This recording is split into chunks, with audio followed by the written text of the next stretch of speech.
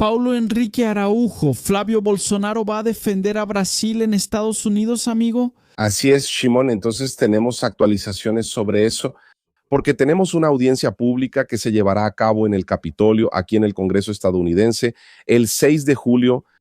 Y ese día se van a discutir cuestiones relacionadas con la sección 301, la orden 301, que podría hacer que Brasil sea gravado con un arancel del 25%. Y lo que está llamando la atención es justamente eso, porque es una audiencia en la que cualquiera puede inscribirse, ¿verdad? Que tenga alguna relación con el caso, obviamente, y hablar, defender tesis, exponer y presentar. Y el gobierno brasileño no hizo nada, absolutamente nada, el gobierno de Luis Inácio Lula da Silva. Y ahora recibimos la información de que Flavio Bolsonaro, senador de la República, vendrá aquí a Washington y hará ese trabajo, ¿verdad?, de sostener públicamente ante el Congreso estadounidense. Y la información previa que ya logramos recopilar es que él va a defender la posición de que Brasil no sea gravado. Y eso ya generó ciertos temblores, ¿no?, dentro del Itamaraty, porque lo están viendo como una interferencia de la oposición en los asuntos de relaciones internacionales de Brasil.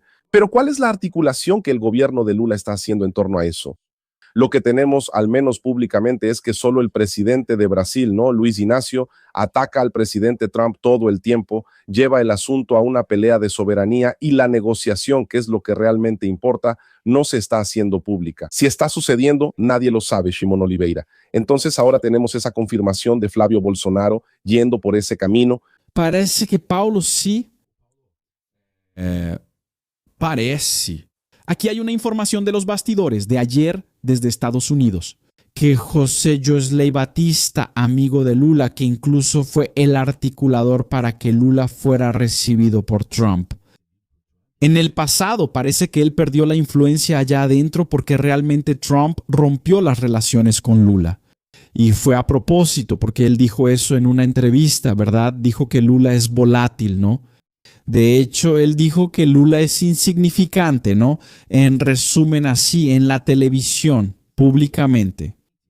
Entonces, ¿qué se puede entender a partir de eso? Mira la jugada, ¿no?, de la oposición. Parece que la oposición está despertando, dejando de lado las peleas internas aquí en Brasil, que no podemos permitir. Lógico, no vamos a entrar en detalles aquí, esa lavada de trapos sucios de la derecha, pero sí, dejando eso de lado, parece que despertaron, porque es una gran oportunidad, ya que Lula fue debilitado. Con el gobierno de Trump y está debilitado, amigos, es innegable. No sirve de nada que Lula diga esto o aquello, se debilitó porque Trump cambió el juego. ¿Se dieron cuenta? Antes de la prisión de Bolsonaro, antes de la ley Magnitsky de Moraes que pasó el año pasado, Trump criticaba fuertemente a Lula en las redes sociales. De eso sí se acuerdan, ¿verdad? No era solo Trump, también Marco Rubio, el Departamento del Tesoro de Estados Unidos también, y la Embajada de Estados Unidos en Brasil también. Sí, le lanzaban indirectas a Moraes, le lanzaban indirectas a Lula. Bueno, Lula logra un acuerdo con Trump. En ese mismo momento se detienen todas las hostilidades de Trump y su equipo contra el gobierno brasileño. Se detuvo. Trump nunca volvió a decir nada, al contrario. Incluso elogió a Lula en público. Bueno, llega el G7 y ahí todo cambia. De hecho, el cambio comienza con la visita de Flavio Bolsonaro. Y aquí comentamos, Paulo, sobre ese cambio que está ocurriendo en las Américas y la falta de acción de Lula en apoyo a ese proyecto de Donald Trump y de Estados Unidos. Las relaciones ahí realmente se amargaron de una vez. Flavio va a Estados Unidos. Flavio tiene la foto revelada. Está todo eso ahí, ¿no?, saliendo a la luz. Llega el G7 Trump, ignora a Lula. Lula hace ese papelón ridículo. Y luego viene la bomba. Trump empieza a criticar a Lula, a criticar a Brasil, a criticar las acciones del STF y del gobierno federal. Entonces, definitivamente, Paulo, para ti que estás ahí directamente en los pasillos de la Casa Blanca, da la impresión de que se amargó de una vez por todas la relación de Trump con la izquierda brasileña. Sí, y trajiste algunos puntos importantes. Vamos a intentar conectar los puntos aquí, Shimon Oliveira. Voy a empezar por la declaración de Trump, ¿no? Él dijo lo siguiente: mira, vi a Brasil, el líder que conozco poco, es una persona muy volátil. Esto es fácil de entender. ¿Por qué?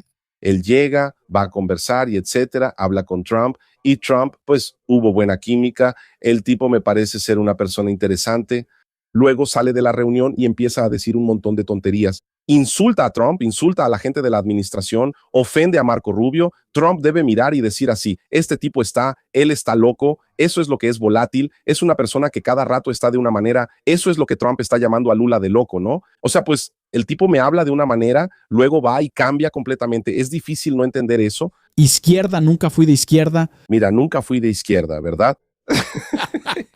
Y aquí está la segunda parte de lo que dijo Trump, ¿verdad? Yo no pienso en él. Para ser honesto contigo, realmente no pienso en él. No podría importarme menos, pero él es un tipo de persona diferente.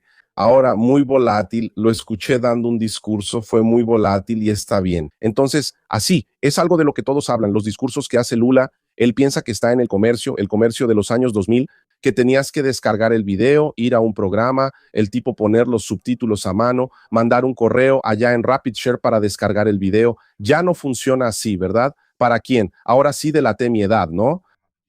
RapidShare. Pero bueno. Pero así, Shimon Oliveira, vemos aquí que la cosa realmente llega en minutos. Eso está perjudicando rápido. ¿Y qué pasa? De la visita de Lula a Washington, que salió de ahí con esa cara de pocos amigos. Pon ahí, producción, la cara de Lula de esa reunión. La declaración de Trump ahora fue hace cuánto, Paulo, 2 meses, tal vez ni eso. Un mes y medio o un mes y 20 días, mes y medio. Y entonces, ¿qué fue? Mes y medio, exactamente eso. Y entonces, ¿qué pasa, Shimon Oliveira? Hay otros factores ahí que comentaste sobre José Wesley Batista. Vamos, ese es un punto que yo sigo muy de cerca aquí en Estados Unidos. Existe una preocupación muy grande en el medio oeste estadounidense entre los criadores de ganado, ¿verdad? La gente del cattle, como le llaman aquí. ¿Y qué pasa? JBS y National Beef son dos empresas brasileñas que tienen un lobby gigantesco dentro de los Estados Unidos de América. Pero dentro de la propia administración Trump también existen sus divisiones. Siempre hablo mucho sobre eso. Y hay algunos sectores que están más atentos a quién es JBS. Y la información que pude averiguar aquí en los pasillos es la siguiente: que JBS estaba más o menos blindada en esos temas junto al presidente Donald Trump. Y después, en la visita de Flavio Bolsonaro, Trump empezó a recibir más información sobre JBS, principalmente viniendo del Departamento de Agricultura de los Estados Unidos. Y entonces empezó a tener más información, no solo sobre la disputa del tema del ganado aquí en Estados Unidos, porque queramos o no, es una situación complicada. JBS dentro de Estados Unidos es responsable de generar alrededor de 30,000 empleos. Eso es sustancial, eso es muy sustancial. Y la familia Batista hizo aquí varias contribuciones voluminosas para el presidente Trump, como en el pasado lo hizo para los demócratas, porque así es el juego, es el lobby, ¿ok? Solo que ellos también ya pagaron multas así millonarias con Chicago. Así, cuando vemos el total de multas que ellos pagaron aquí, llega a casi $1,000 millones. Hombre, caray. Sí, es mucho, perdón, $1,000 millones, perdón, Shimon, $1,000 millones. Es mucho de cualquier manera, es mucho. ¿Y eso por qué? En la justicia estadounidense es así, está siendo procesado. Si aceptas pagar la multa es porque quieres cerrar el asunto, declaraste culpa, aquí está, listo, pagué, resolví, vamos a ahorrar tiempo en el tribunal, todo bien. Y eso ya viene ocurriendo desde hace 10 años aquí en Estados Unidos. Y más que eso, al presidente Trump le habrían informado de que JBS es una especie de Gaesa en Brasil. Para quien lo sepa, Gaesa es la empresa vinculada al Partido Comunista Cubano que controla varios sectores de la sociedad. Y de hecho es algo a lo que debemos prestar mucha atención en cuanto a lo que está pasando con JBS y ese poder que van aumentando en varias áreas dentro de Brasil con el aparato estatal, con el dinero público. Entonces, eso hizo que Joesley Batista empezara a perder cierta influencia directa que tenía con el presidente Donald Trump.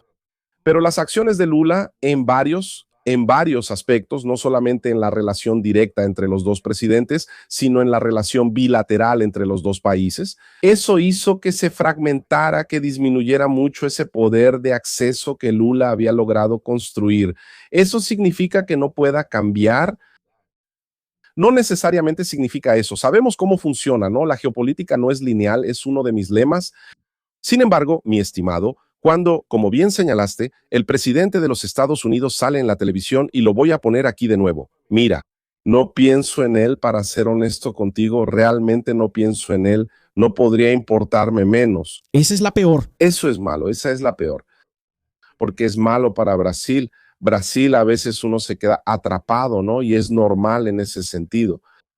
Lula es un canalla y etcétera, etcétera. Él se está fregando, yo estoy feliz, pero Brasil pierde mucho con eso, porque Brasil es el segundo país más grande de América. Solo estamos detrás de Estados Unidos, estamos delante de Canadá, de México, de Argentina, pero ¿cuál es el problema? Estamos muy atrás y estamos perdiendo relevancia, y vamos a perder ese puesto si las cosas siguen así. Sí, gente, entramos en la oscuridad de las Américas, Paulo. Para mantener ese segundo lugar tenemos que tener una alianza fuerte con Estados Unidos, porque China no puede suplir esa diferencia. China no puede decir hoy en día, no, rompan con Estados Unidos, que todo lo que pierdan de los americanos nosotros lo vamos a suplir. Para nada, amigos. China primero no tiene músculo económico, no tiene estructura para consumir lo que Brasil produce, que los americanos consumen, y no tiene la menor condición de mantener una estabilidad aquí en la región. China es solo un parásito que chupa lo que puede para llevárselo allá y alimentar. Ella tiene millones de bocas, miles de millones de bocas que alimentar. ¿Tú crees que le preocupa el brasileño, verdad? No es que a los estadounidenses les importe mucho tampoco, pero nuestra relación ya está estabilizada. Pero volviendo aquí, oye, Paulo. No, déjame comentar. Ese punto que mencionaste, espera, Shimon, es muy importante. No, déjame decir algo. Esto que trajiste es importantísimo, porque es lo siguiente. Abriste la puerta, Shimon Oliveira. Déjame entrar, por el amor de Dios. Mira, ¿qué tenemos aquí? No es que la preocupación sea igual o no. La forma en que ambos países entienden una asociación es completamente diferente. Y aquí está el punto interesante, perfecto, que muchas personas no perciben. ¿Cuál es la cuestión? ¿Cómo trabaja China? Es extractivismo. China es el imperialismo extractivista, ¿ok? Es muy parecido a lo que, por ejemplo, países como Bélgica, como el propio Imperio Británico hicieron en África. Y es diferente, por ejemplo, de cómo los portugueses lo hicieron en relación con Brasil. Muchas personas piensan que es extractivismo, y no es así como funciona. Lo voy a explicar.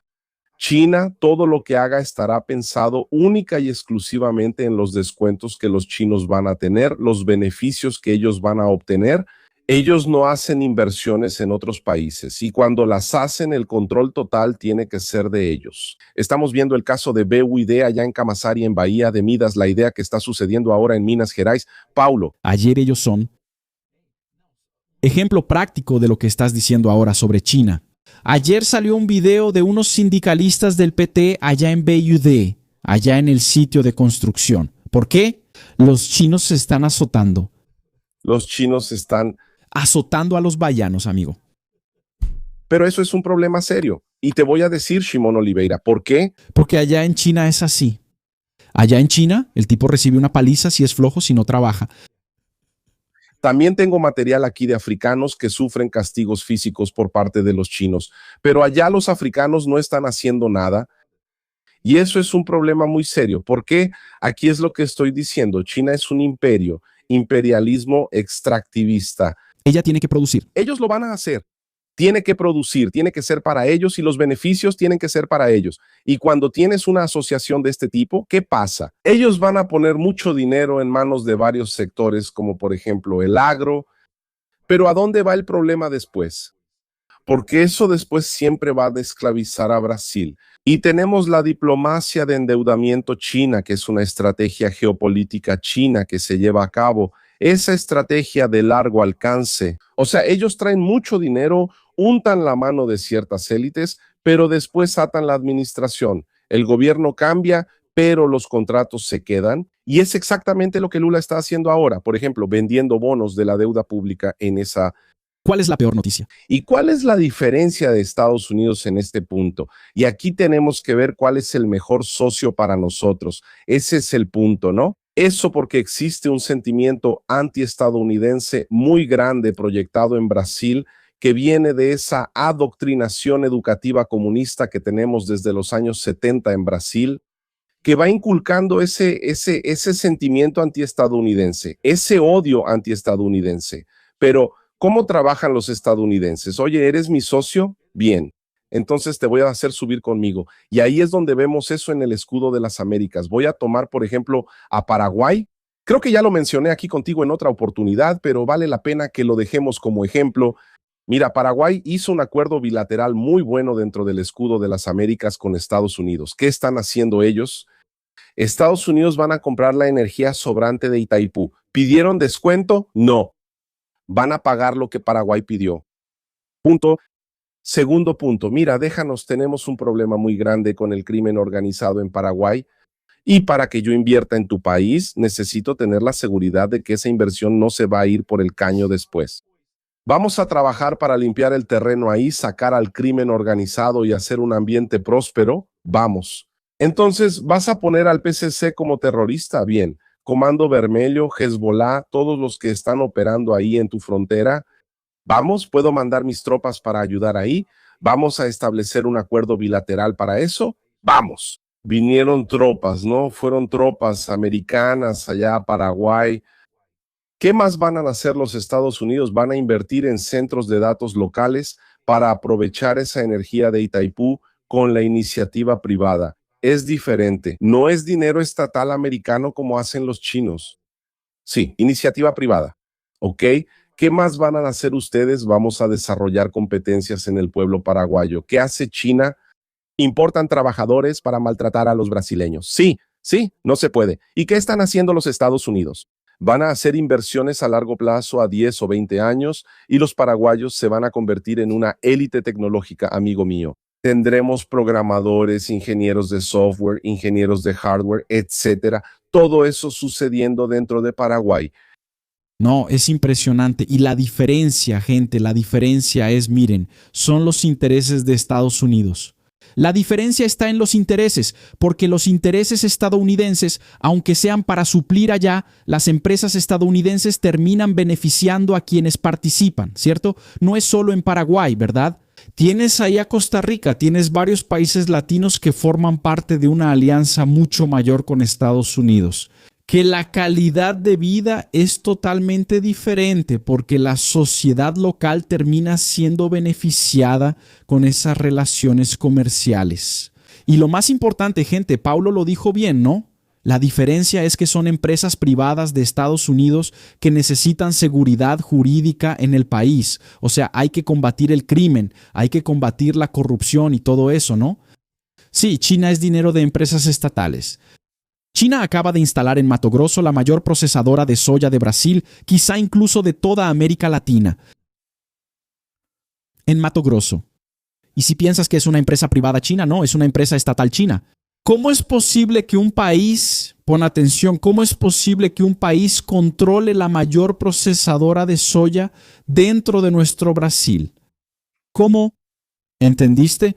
No es una empresa privada que puede ser procesada, que incluso puede ser expulsada del país sin tener que hacer una guerra, en caso de que tenga prácticas de esclavización de los trabajadores, ¿verdad? Entre otras cosas. No, amigo, estás tratando con el gobierno, estás tratando con el Estado chino. Y cuando vas a tratar con un Estado depredador como China, la conversación no es en los tribunales, gente. ¿Entendieron? Los chinos, ellos aprendieron a lidiar con fuerza, con mano dura. ¿Qué están haciendo en el Pacífico? Robando. Ellos roban pescado. Tú, oh Paulo, lidiar con ladrones de pescado es el nivel más bajo al que puede llegar un ser humano. Robar pescado es lo que hace China, gente, a escala global. Son ladrones de pescado. Oh Paulo, pero para nosotros no. Para nosotros no cambiar. Déjame solo complementar eso de la central de granos. Es un tuit rápido. Shimon Oliveira es un tuit rápido, mi querido. ¿Y qué hicieron antes? Tomaron el control de buena parte de los puertos, de los principales puertos brasileños, Paraná, São Paulo, Espíritu Santo, allá en Maranhão. La central de procesamiento de granos del puerto de Santos hoy en día está en manos ¿de quién? De los chinos. China, sin contar que alrededor del 20% de la energía en Brasil también, ¿ok? El 20% de la energía hoy está en manos de los chinos.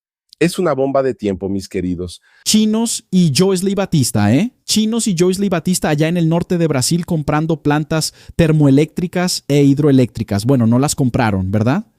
Entraron ahí en cierta licitación y se llevaron todo. Y con el subsidio del gobierno federal que nosotros vamos a pagar la cuenta, amigos? Todo Brasil va a pagar la cuenta de esas plantas allá en el norte de Brasil. Pero ¿por qué alguien en Paraná tiene que pagar esa cuenta? Es el gobierno de Lula. El gobierno. Yo había agarrado el hilo, no perdí el hilo, No perdí el hilo de lo que dijo Trump, Porque Trump dice que Brasil nunca fue tan insignificante. La producción va a poner aquí para nosotros esa declaración traducida. Sí, y en ese momento en que Trump hace esa declaración, o sea, rompiendo lazos con Lula, entró Flavio Bolsonaro ahí. Bueno, el gobierno de Lula no tiene interés, ¿verdad?, en defender a Brasil. Justificar ahí el por qué esos aranceles no deben aplicarse en Brasil. Bueno, yo voy allá. Y Flavio Bolsonaro entonces va a presentarse ante el Congreso de los Estados Unidos, ante esa comisión que trata sobre las tasas a otros países y va a intentar salvar a Brasil de esas tasas. Literalmente, ahí es una tremenda propaganda. Si él por casualidad lo logra, ahí como brasileño yo espero que sí lo logre. Porque ya está difícil para nosotros la economía sin esa tasa. ¿Te imaginas con la tasa, verdad? Si él logra eso, mira, es un gran regalo que recibe para las elecciones. Porque realmente muestra una relevancia y una capacidad de articulación. No es que Lula no tenga, gente, es que Lula no quiere tener. Porque él quiere romper de una vez por todas con Estados Unidos. Paulo, esa es mi impresión. Tengo la impresión, y ahí es una impresión mía. ¿Ok, amigos?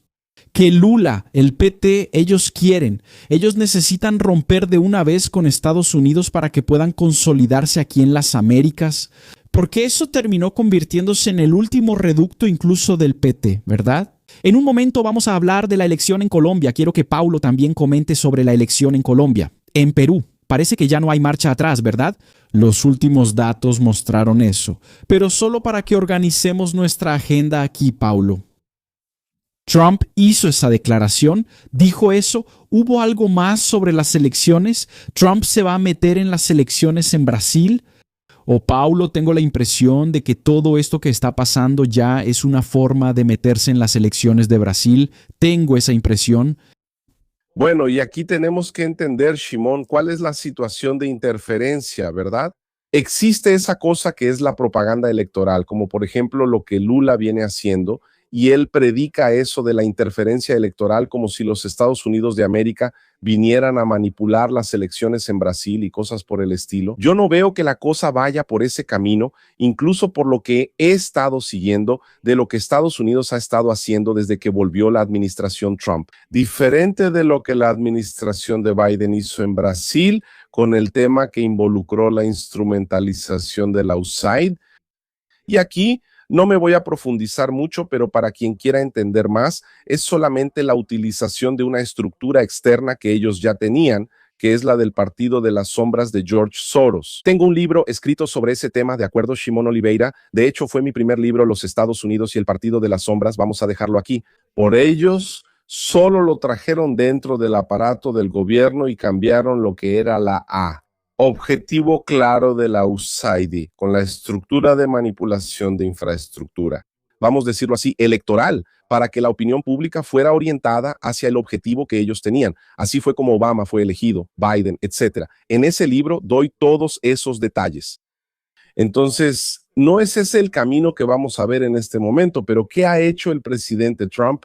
Él ha utilizado la influencia de ser el presidente de los Estados Unidos y promesas de estrechar relaciones, y buena parte de la población de América Latina, ¿qué es lo que quiere? El sueño americano. ¿Qué es el sueño americano? pues tengo un buen empleo, logré tener libertad, logré emprender, cuando quiera puedo viajar a Estados Unidos, ¿no? ¿Sabes? Ese es el sueño americano, ¿no? Y aquí ponemos el sueño americano en el sentido incluso del continente, ¿no? Para que lo ampliemos. Y el presidente Trump entonces publica una nota en Truth Social de Newsmax, que es como una especie de Globo News aquí en Estados Unidos, es un canal de noticias. No es que la línea editorial sea igual, ellos son más de derecha y esa publicación habla sobre las victorias electorales que el presidente Trump apoyó. De 8 candidatos que él apoyó en el continente, 7 ganaron.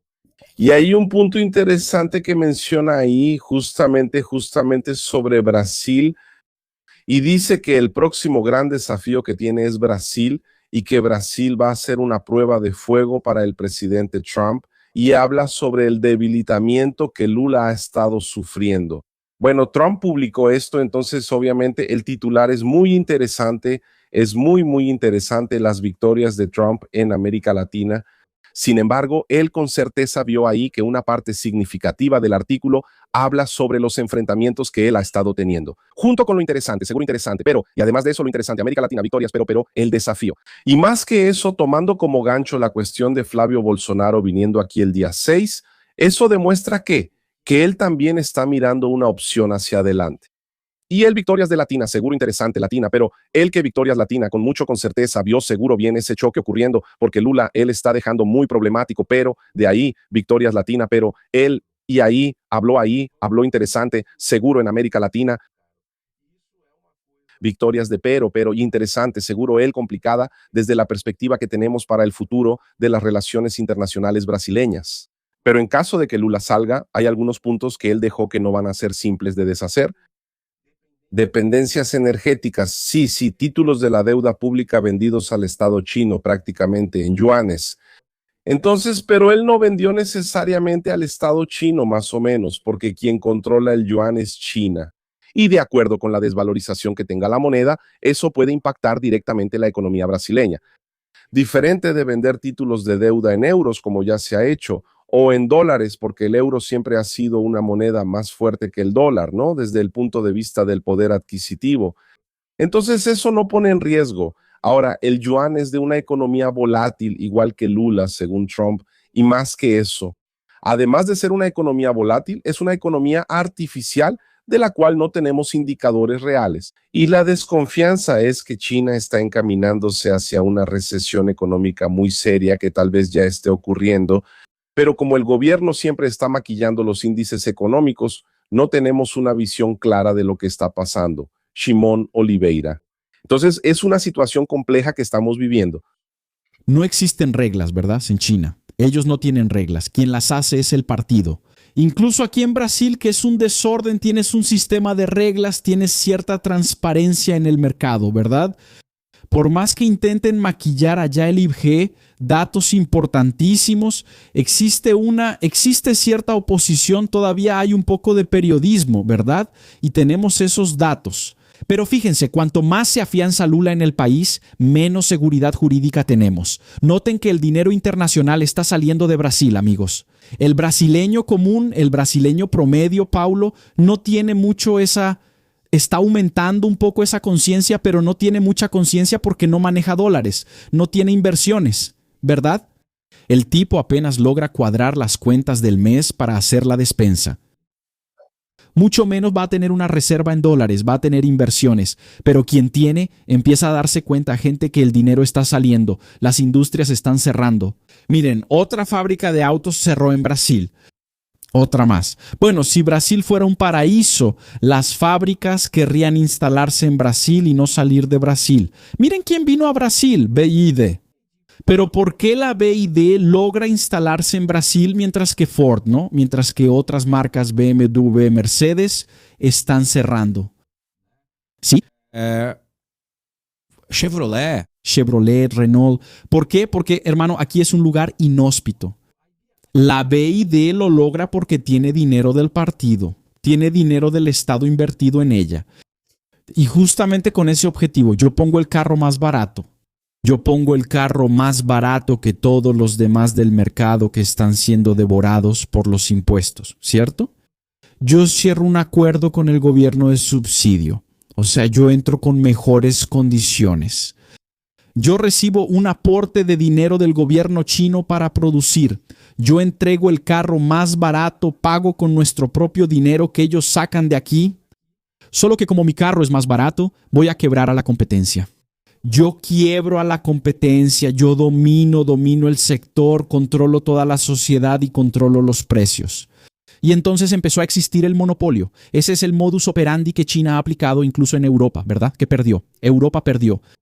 ¿Verdad? Las grandes automotrices europeas se están derritiendo por la competencia con los autos chinos, Paulo. Sentí que vas a traer una bomba. Exactamente, ¿no? Y hay otro factor en eso que es importantísimo. Como Brasil siempre se queda atrás en todo, ¿verdad? Es en el sentido de actualizarse sobre lo que está pasando en el mundo. ¿Por qué? Además de todo lo que dijiste, que está completamente correcto en relación a Brasil, Shimon, tenemos una situación preocupante que es que China no impulsa el desarrollo local. Ellos traen a sus propios trabajadores y más que eso, esos trabajadores van a operar dentro de Brasil según las normas laborales chinas. ¿Cuáles son? Ninguna. Es 7-0, mientras que aquí en Brasil las industrias, las fábricas tienen que seguir las reglas. No, ahora se acabó el 6-1, es 5-2, un montón de reglas. Vimos lo que pasó con Orto Ortobón ahora, ¿verdad? Esa cosa tan extraña. Mientras tanto, los chinos hacen lo que quieren. Incluso les dan latigazos a los trabajadores brasileños. Entonces, así es algo sumamente preocupante. ¿Y qué vimos? Ahí incluso podemos llevarlo por ese lado, ¿no? No el sindicalista, ¿verdad? Que recibió ahí un latigazo. Podemos reírnos 10 segundos de eso, pero hay que pensar desde el punto de vista social lo que va a pasar. El tipo que es sindicalista de la CUT, de la Central Única de los Trabajadores, etcétera, va a decir, espera un momento, va a llegar un punto en que él va a decir, quien está poniendo a estos tipos aquí es un hombre que decía que era sindicalista igual que nosotros. Ese tipo es un traidor.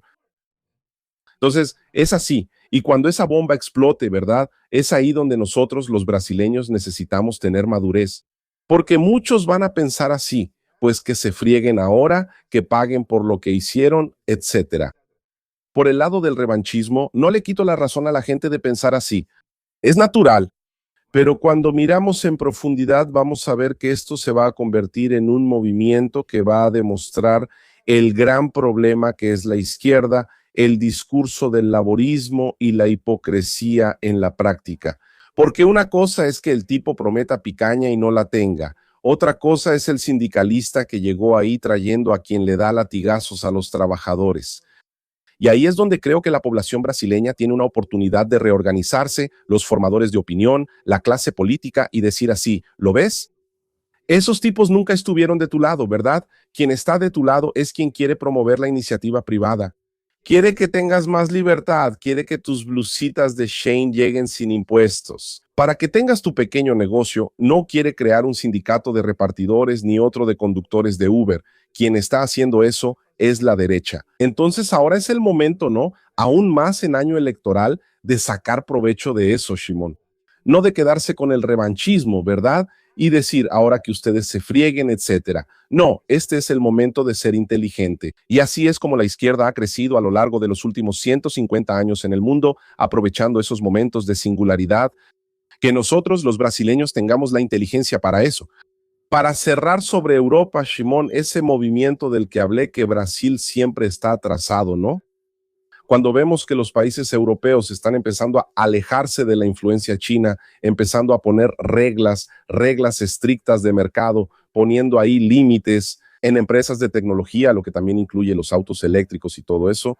En cuanto a la cuestión del robo de tecnología, ¿no? Espionaje industrial, que sería el término correcto, ¿verdad? Brasil se está abriendo. Europa está empezando a alejarse. Entonces Brasil ahora, después de mucho tiempo, vio que los chinos se dieron cuenta de que las cosas se están cerrando en Europa. Así que vamos a Brasil entonces.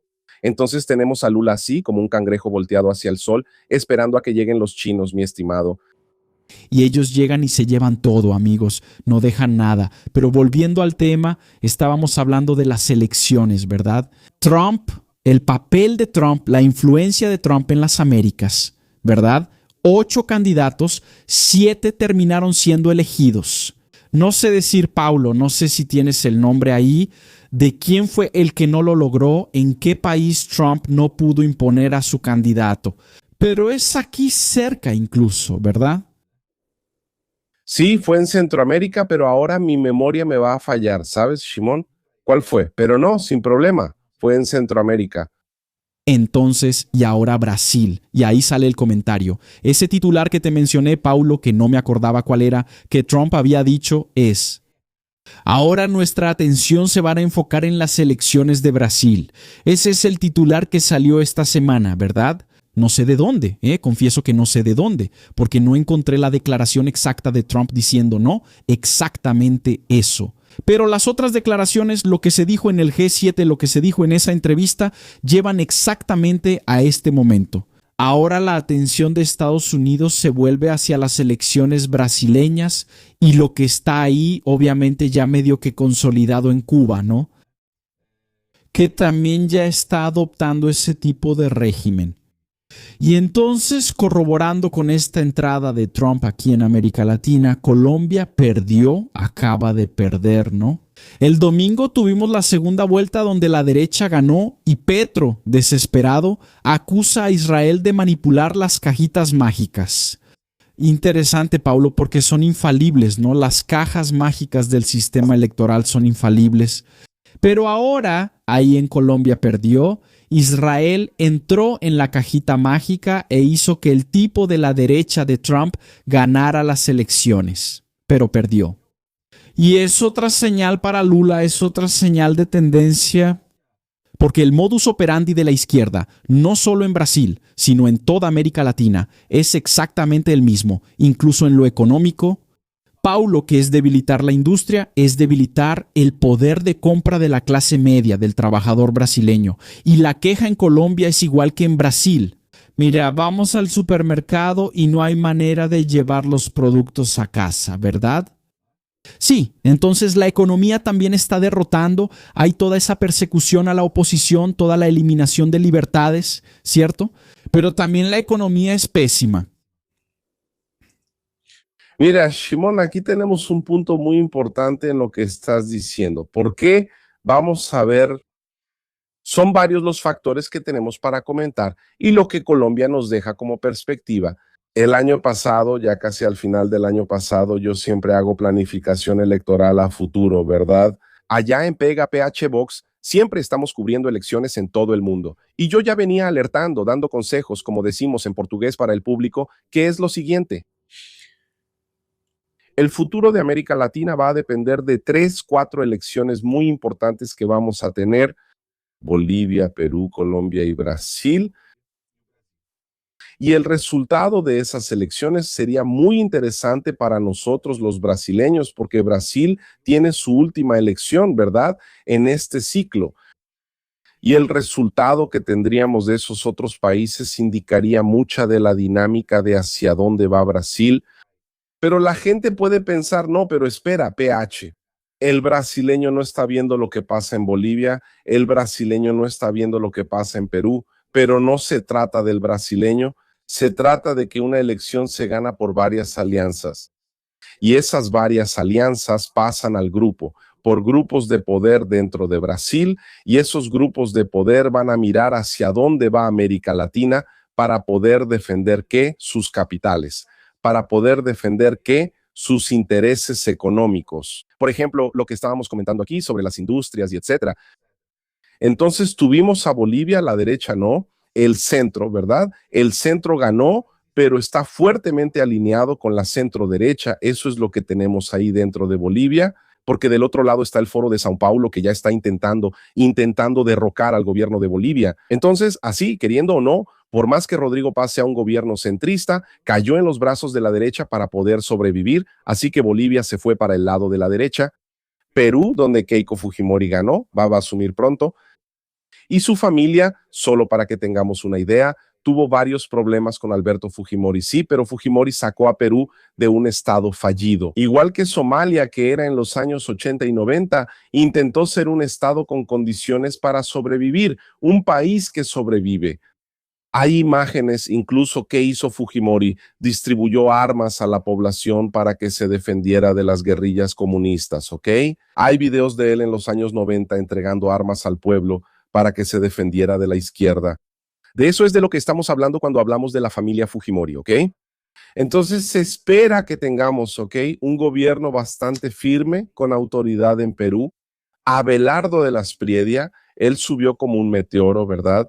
En estas elecciones prometiendo que, rapidito, Keiko Fujimori habló mucho sobre capitalismo para todos, ¿ok? Esto es importante en su campaña. Abelardo de las Priedia, ¿de qué habló cuando subió? Combate al crimen organizado, combate al tráfico internacional de drogas, combate a la destrucción económica que la izquierda causó en el país y restaurar las buenas relaciones con los aliados históricos de Colombia. Y aquí hay dos países muy importantes, Shimon, Estados Unidos de América, e Israel. Coincidencia o no, mira cómo la situación política de Colombia es similar a los temas que se están discutiendo en Brasil: seguridad pública, crimen organizado, destrucción de la economía, malas relaciones internacionales con Estados Unidos e Israel. Parecido, ¿no? Así es. Y aquí va la invitación que siempre hago cada vez que voy a un canal. Miren, entiendan que la política exterior no es igual que la política interna. No es un juego de izquierda y derecha. La geopolítica no es lineal. Pero podemos observar hacia dónde se están dirigiendo todas estas cosas. Y la elección de Colombia, de Bolivia y de Perú está demostrando para quienes tienen poder de influir en muchas cosas dentro de Brasil hacia dónde va el continente. Y Brasil no está aislado del mundo. Y tenemos esa percepción incluso por la barrera del idioma. Brasil es más costero, ¿no? La gran población de Brasil está en la costa del Atlántico. La mayor parte de Brasil, no hablamos tanto de los estados que están más conectados con América Latina, pero eso no significa que allá no haya empresas, que no haya inversiones, que no tengamos una estructura que avanza hacia el interior, el personal del agro. Todo eso también va a influir en esa visión electoralmente dentro de Brasil. Entonces, esa elección que tuvimos en Colombia era la más importante del continente en este año, Shimon. ¿Y qué vimos? Además de eso, otros socios de Luis Ignacio Lula da Silva y del Foro de Sao Paulo perdiendo elecciones en el Caribe y en América Central. Y aquí doy un ejemplo muy claro de Honduras. Xiomara Castro, ella era esposa de Zelaya. ¿Está bien?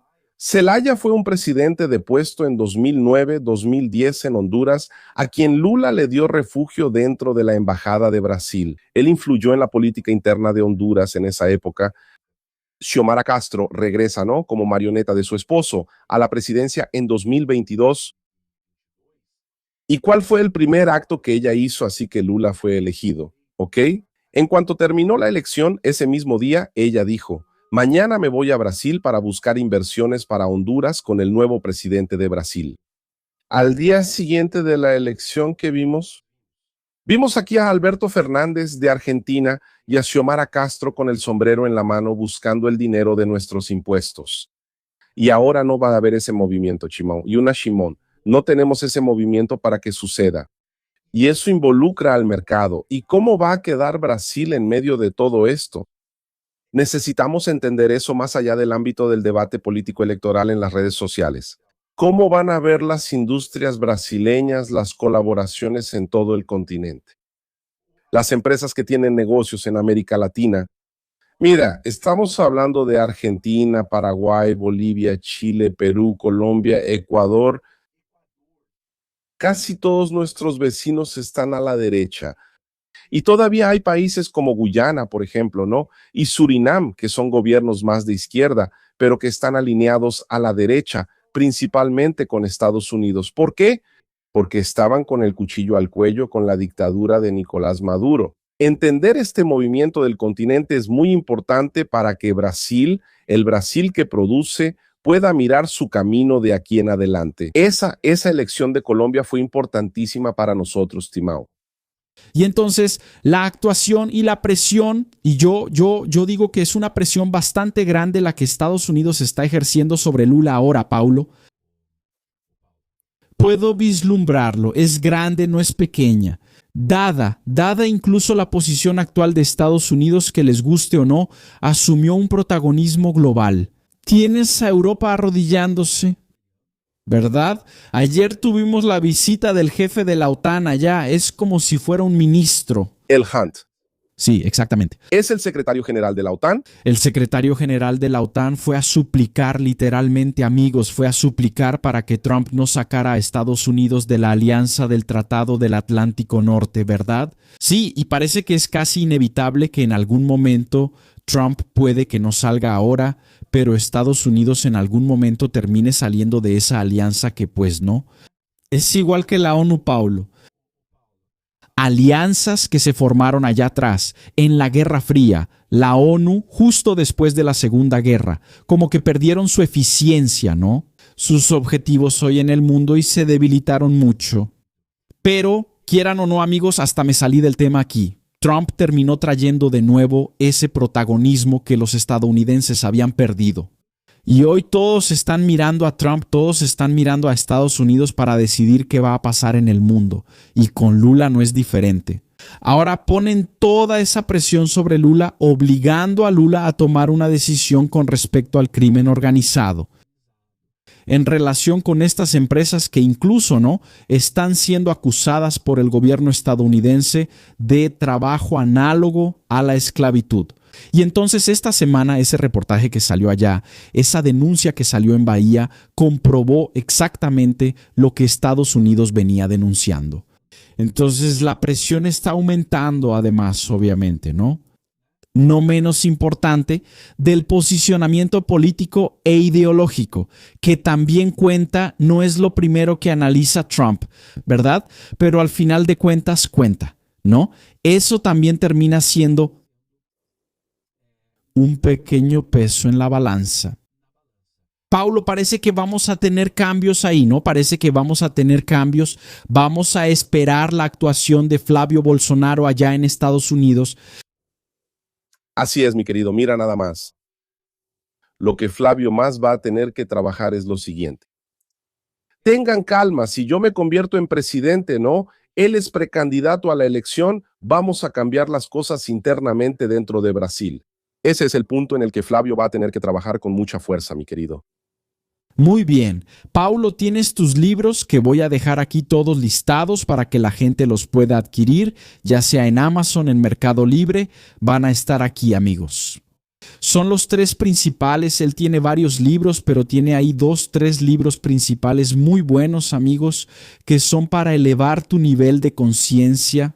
Háblanos de ellos, Paulo, por favor. Perfecto, Shimon, te lo agradezco mucho. Y sí, tengo 5 libros publicados. Separé 3 aquí, ¿verdad? Para que podamos comentar algunos puntos interesantes. El primero es este de aquí, ¿verdad? Estados Unidos y el Partido de las Sombras, del que hablé sobre si quieres entender la USAID, ¿no? La gente habla mucho de la USAID, pero solo hay que ver que la USAID fue instrumentalizada desde adentro y corrompieron algo que era bueno, que era la USAID. Lee este libro y vas a comprender con mucha más profundidad incluso. Obama fue llevado al poder y la mano de George Soros está detrás de todo esto. Escribí este libro con mi amigo Iván Clever.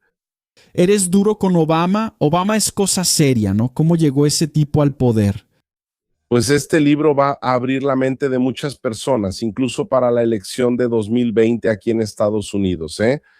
El otro libro de Shimon Oliveira es este de aquí, es un libro al que le tengo mucho cariño, La caída de la democracia en Brasil, ¿no? La revolución que enfermó a nuestro país y al mundo. Está prologado por Flavio Gordon. Tuve el honor de que Flavio Gordon escribiera el prólogo y trae varios pensamientos profundos que tenemos sobre lo que pasó dentro de Brasil en los últimos años, principalmente a partir de 2019.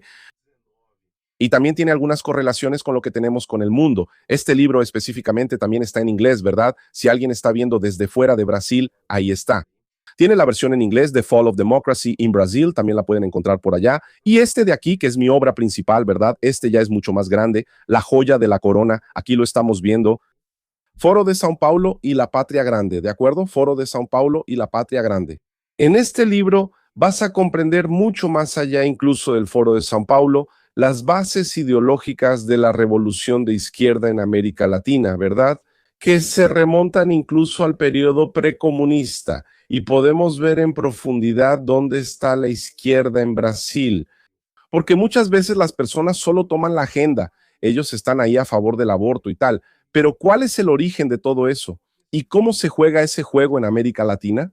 Y como nosotros, los brasileños, no prestamos atención a lo que pasa en América Latina, pero lo que sucede en el continente dicta el futuro de Brasil. Yo también recomiendo mucho este libro. Está en la tarjeta, amigos. Está en la descripción. Está en la tarjeta que aparece aquí. Haz clic y adquiere el libro para enriquecer tu conocimiento. Oye, Paulo, mira, tienes que tener una academia. Después vamos a hablar más sobre eso. Tienes que tener una academia para enseñar. Amigos, ¿qué opinan de aprender con Paulo sobre estas cosas? Comenten aquí, así vamos teniendo ideas. Ahora pon mucha atención a esto que te voy a decir. Todos los días me preguntan cómo hago para dominar la comunicación, enfrentar al sistema y hablar con millones de personas. Y con personas relevantes como Paulo, con quien acabamos de conversar. ¿Cómo? ¿Cómo, Shimon, logras esos contactos? ¿Cómo romper la barrera del 1.000.000 de visualizaciones sin depender de tráfico pagado o de la buena voluntad del algoritmo? Por eso, decidí tomar una decisión que va a cambiar tu comprensión de lo que son las redes sociales. Voy a abrir la caja negra de mi método. Voy a abrir las puertas de mi propio estudio en Curitiba para una inmersión presencial exclusiva. No es un curso grabado. No es una conferencia para un montón de gente. Son solo 10 personas, que es el número con el que podemos resolver todas las dudas. Atenderte en persona y transmitirte realmente mi conocimiento. No es a través de video, no. Es personalmente para que puedas desempeñarte en las redes sociales y monetizar lo que haces, incluso en dólares. 10 lugares para quienes se van a sentar en esta misma mesa conmigo para aprender sobre guión, retención, grabación y cómo posicionarse como una autoridad inquebrantable. Son 10 lugares para quienes se van a sentar en esta misma mesa conmigo para aprender en la práctica sobre guión, retención y grabación. Y cómo posicionarse como una autoridad inquebrantable en YouTube, en Instagram, TikTok, sea cual sea la red social. Si quieres dejar de ser invisible en lo digital y transformar tu voz en un arma de influencia, el código QR para nuestra inmersión está parpadeando en tu pantalla ahora mismo, o en el enlace que está en el primer comentario y en la descripción del video. Esta puede ser tu gran punto de inflexión. Y para ti que estás cansado de perder tiempo en Netflix o en Amazon buscando una buena película o una buena serie para ver, yo resolví ese problema para ti. Creamos un canal con recomendaciones de series y buenas películas para que simplemente te sientes y disfrutes sin tener que pasar horas buscando y al final terminar viendo algo muy malo. Mira, el enlace está en la descripción, en el comentario fijado y en la tarjeta que aparece en tu video ahora. Ahora suscríbete al canal, activa la campanita de notificaciones y deja tu like en el video. Da trabajo traer a Paulo Enrique Araujo aquí. Así que espero que dejes tu like. Mira, blinda tu mente. Yo soy Shimon Oliveira y te espero en el próximo video. Hasta entonces.